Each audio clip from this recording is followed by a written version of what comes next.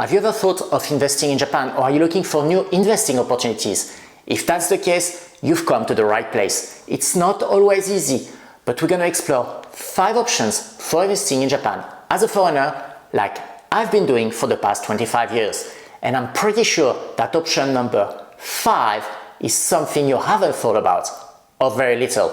Let's get started with option number 1. Japan used to be one of the worst places to invest on the stock market because it has lagged since the 1990s compared to the US or some European or Southeast Asian stock markets. Taxes have been very high and cost as well. But in recent years, a lot of things have changed, making the situation much more interesting. The Japanese stock market has been on a bull run.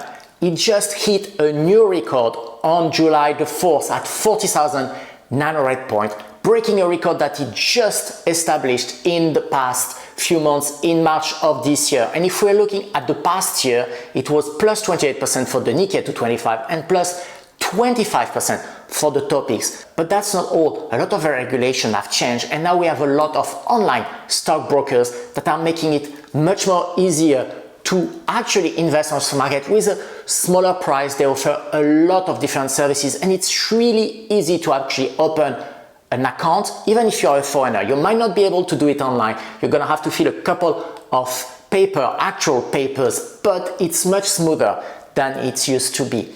And also on the tax standpoint, now there are new brokerage accounts that are very, very favorable, and I'll be talking about it in just a minute. Watching YouTube or reading the financial news, you might be thinking that you need to stock pick 10 to 25 stocks, and voila, and then you follow it all the time.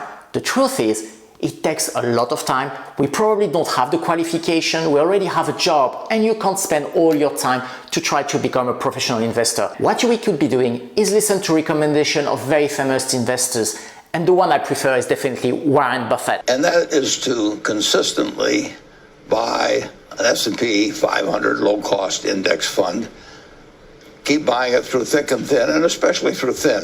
What is an index fund? That's a great question, and here you have a definition from Investopedia. And the best way to start investing on them are mutual funds and ETFs. Make sure you are choosing the one from reputable institutions and that their expense ratio or cost is as low as possible, because it's going to eat up on your returns over time. The like of Mitsubishi UFJ, Daiwa, Nomura, Nikko Asset Management, or even Rakuten are offering a very large list of very competitive mutual funds and ETFs that you can use to invest on the topics or on the Nikkei 225. And if you want to know more about those two indexes, we just had a video that I'm putting a link to down below for you to explore further. And it's not only Japanese indexes. If you prefer the US one, there is a very good choice of the Dow Jones, the Nasdaq, and the S&P 500, as well as completely other markets, Southeast Asia if you want, if you prefer Europe. How should you actually be investing?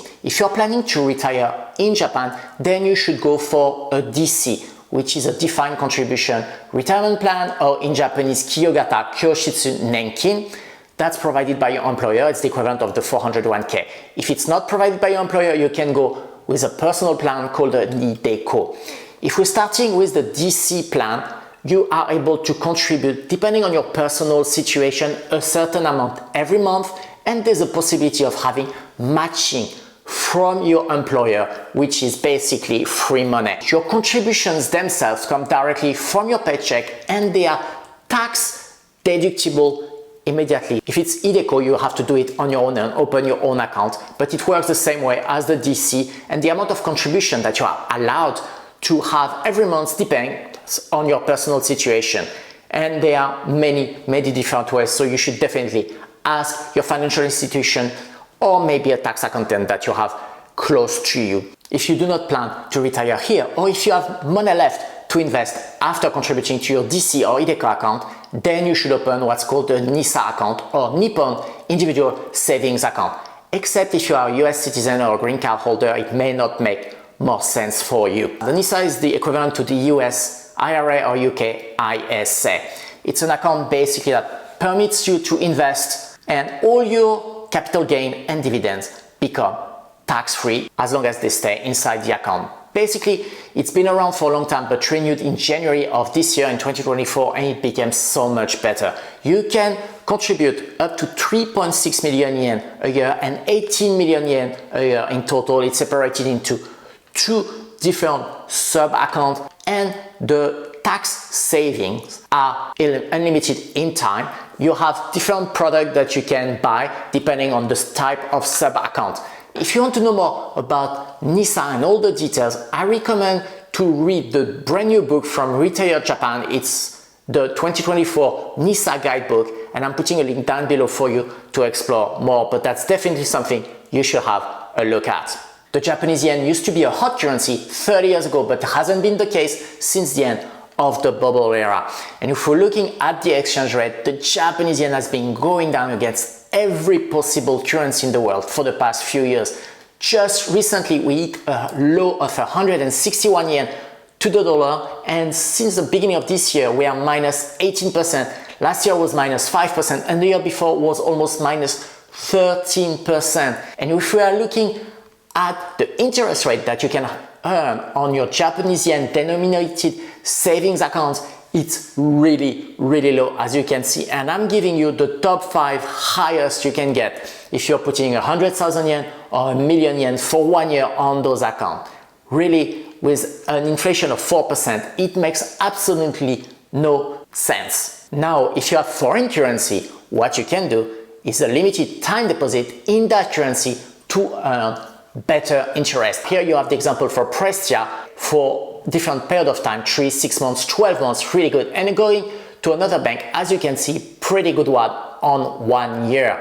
You're still gonna have to pay tax, which is about 20%, so that's gonna decrease the actual interest rate, but it's so much better than keeping your money in yen, and you can reuse it whenever you need. But make sure that you're not using your emergency fund, because this money is basically blocked for that amount of time, and in case of emergency you can take it out without any penalty. But that's a very good way to make a little bit of money and to beat the inflation with your cash. This one requires more time and more effort, but you can become the master of your own destiny. I'm talking about setting up your own company here in Japan. It can start with a side hustle, then become your full-time job, and just a second career. Who knows? It's actually really, really easy to open a company here in Japan. Not as easy as Singapore, but still. And there are huge tax benefits. And you can also make it work and become quite wealthy over time if you have a bright idea. There are different ways of doing it. You can become a sole proprietor, which is called a Kojin Jigyonushi. You can have a limited liability company, which is called a Godo Gaisha, so that's the LLC if you are in the US, or you can have a stock company called Kabushiki Gaisha. It really depends on the type of work you want to do, what kind of capital you're going to invest, and discussing with your tax accountant. Many foreigners have taken that step, and they've been able to build fantastic businesses and very good lives for themselves. Of course, it took a lot of efforts, a lot of time, and probably a lot of hurdles, but they managed to do it. Whether it's import-export restaurant like Café Brest that was developed here and brought back to France, or maybe it's services like Zeihitomo from a former Goldman Sachs banker, maybe it's monetary in finance, or maybe we are talking about Tokyo portfolio in real estate that's very, very successful offline and online. The sky is the limit. As long as you have an idea and the skills and you really want to go at it, there is definitely an opportunity for you to become an entrepreneur and a successful one in Japan. Before we go to number 4 and number 5, that's definitely gonna surprise you. It would mean the world to me if you could give this video a like if you like the content, and subscribe. That would help us a lot and make this content available and visible to more people. Thank you very much. Let's go to number 4. When it comes to investing in real estate in Japan, there are many opportunities, but there are also barriers and challenges for you as a foreigner. So what I propose is we're going to go through those first, and after I'm going to tell you why I think that you should go for it anyways. So first, the obvious, language and custom. Even if you speak really, really good Japanese, reading a contract or reading a building code is on a completely different level. understanding which area sells, which area doesn't sell, understanding the flooding zone, the possible liquefaction zone, understanding if a building and the land have the same owner or different owners. It takes a lot of time. And also, let's be honest, the value of the properties and the value of the buildings have lagged compared to the US or Europe or Australia. It's catching up, but it's far from it. And also, you're gonna have people who don't want to sell to you or do business with you because you're not from here. It happens less these days, but it's still there. But still, I think they are great opportunities for you to look at. Now let's talk about the exciting part. The price of real estate has been going up recently in Japan thanks to a lot of investors from abroad, but also residents of Japan that are investing their money rather than putting them on savings accounts. So much so that, for example, the price of apartment has doubled since 2010 and increased quite a lot for other type of lodging. There are not enough hotel rooms in Japan to welcome all the tourists, and the returns on rental real estate is been going up because the rents have been going up all around the country. So it's a good time now to think about investing in real estate for short-term or long-term rental to build your wealth, create a stream of passive income, learning a thing or two about business, and you can do it by building your own company so you can combine point 3 and now point 4 together. Let me give you a few pointers because I've been doing that for some time already. Understanding your market in which you're going to invest is key. What kind of properties are in demand, which areas, and what kind of things that people are looking into. With many empty houses, you can get a bargain if you look precisely enough and are not in a hurry. Traditionally, a lot of deals are going to come in the market in March, April, but also just after winter. Banks will be willing to lend you money if you present your case properly, have enough down payment, let's say around 20%, and you can show you have a stable job and at least a permanent resident or a spouse visa, or you're buying it through a company. You will also need a foreigner-friendly real estate agent that really knows what your needs are, who's going to be able to find you good deals, that's going to be able to open doors with sellers, with banks, and with other professionals. You also need a public scrivener, which is called a shihoshoshi. It's going to help you draft the contract. It's going to help you register your deed and deliver your deed. You also need a property manager because this is really a job. You don't want to go into the details and be in front of your tenant all the time. That's really a job and it's worth paying a small commission. And eventually you're going to need an accountant and a tax accountant to manage everything together. So if you're interested, what I recommend is watching this video we produced some time ago with much more details. Do your math, see if it makes sense for you, and just get started. This one is gonna blow your mind. Why not buy a Japanese company? No, seriously, traditionally, small companies, regardless of the industry, have been passed down from family member to family members. The problem is this passing of the baton is completely broken. Nobody's interested in taking over those old companies, and we are facing a massive crisis. According to a government report, it's estimated about 1.27 million small business owners will be 70 years old or older by 2025. It's in 1 year and have no successor. The trend could kill up to 6.5 million jobs and reduce the size of the Japanese economy by $166 billion. It's a massive opportunity and a massive risk for the Japanese economy.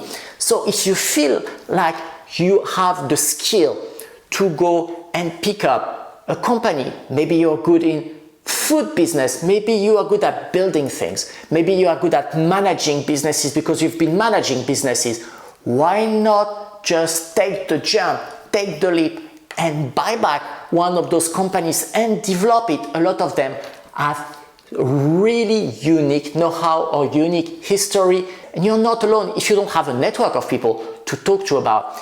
In Japan, there's a company called Baton Z that basically matches company and people who are ready to invest and take them over. And there's also a startup called TeamShares, a US startup that has decided to invest a lot of money in Japan just to benefit from this massive shift. So if you have any experience and you're ready again, to take the leap. Maybe it's your second career, maybe it's a complete shift. I think it is a great opportunity and I never thought about it until now, and now I'm personally thinking about it as well. Making money by investing in Japan is not only possible, it can also be very rewarding once you know what to do.